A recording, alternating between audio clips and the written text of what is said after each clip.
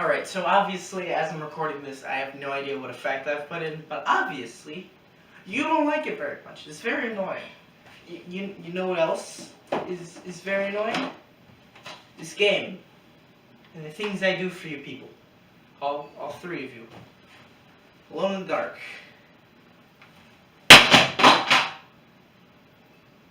Roll film.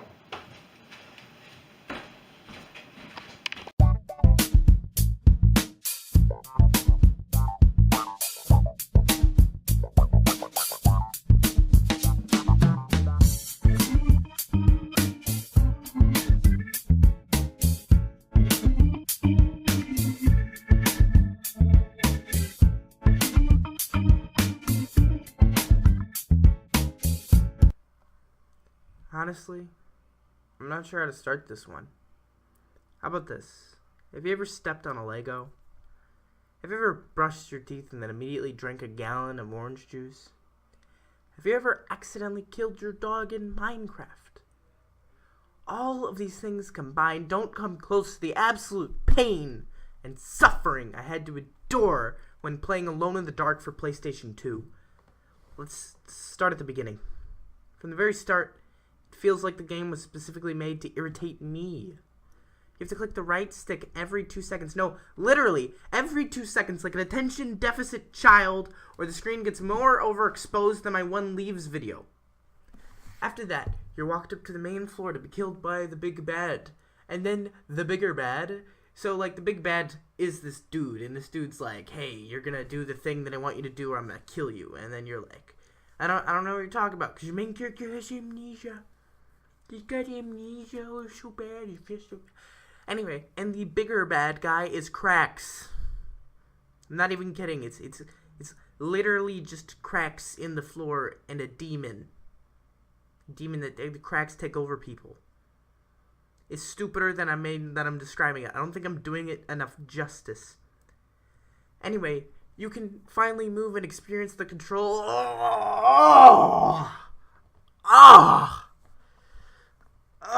I guess to best explain these controls. Like, you know how some games have a first-person option and a third-person option? Well, in this game, switching perspectives is mapped to the circle button. Now, I know what you're thinking. Psh, that doesn't sound too... No! It's required that you constantly change camera angles and thus control styles. Allow me to explain. For basic platforming, which is incredibly common, the game is most functional in third person, often with fixed camera angles. For melee combat, which, timeout, you know how most games give you a melee weapon like a knife or even a baseball bat or a tree branch?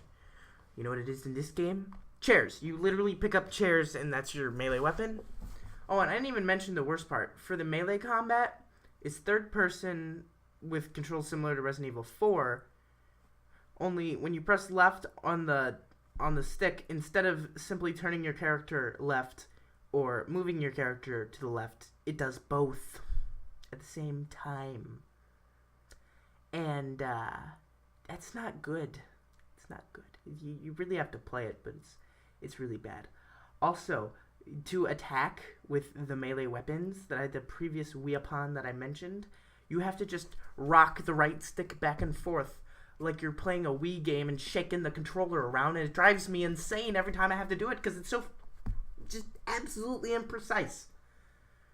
But anyway, that's not even the worst part. Ooh, baby, it's not. The driving controls. The driving control. I'm going to say this outright. The other controls are borderline unusable, but these controls are just child abuse. They're just straight up child abuse. Seriously. What Legend of Zelda Dark World baloney is this even remotely acceptable? Anyway, our main character is named Edward Carnby. Now, old Eddie wasn't always this drinks out of a water gallon and isn't allowed in Anytime Fitness anymore because look at this lunk. In fact, he used to be a pretty good character, pretty down-to-earth and relatable, much like Leon Kennedy. In the original Alone in the Dark, he was this good, down-to-earth character. And yes, the original. is a whole series. It's basically the Sonic 06 of the series. The other games are actually pretty decent. Which is funny, though, because the original Alone in the Dark inspired the Resident Evil movies and somewhat the films. And now, Alone in the Dark is just taking all of its terribleness from Resident Evil 6 and making it worse. Like it was coated with scratch. And I know we used this insult in the last video, but I don't think it really does this justice. It's just so crappy. Seriously, don't ever go near this game. Edward Carnby, the new Edward Carnby, has long hair and a scar because scars are sexy. And he is a great character for this game because he's just the worst thing ever. Seriously, don't go near this game under any circumstances. Atari, just go home.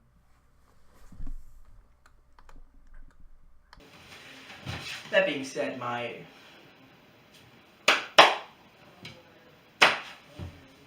in conclusion, Alone in the Dark is just an awful experience all around, and I would not recommend it to anyone unless you really just hate yourself that much. Anyway, my final rating for this game is a back off! I am armed, you child! Back away, or I will destroy you with my power!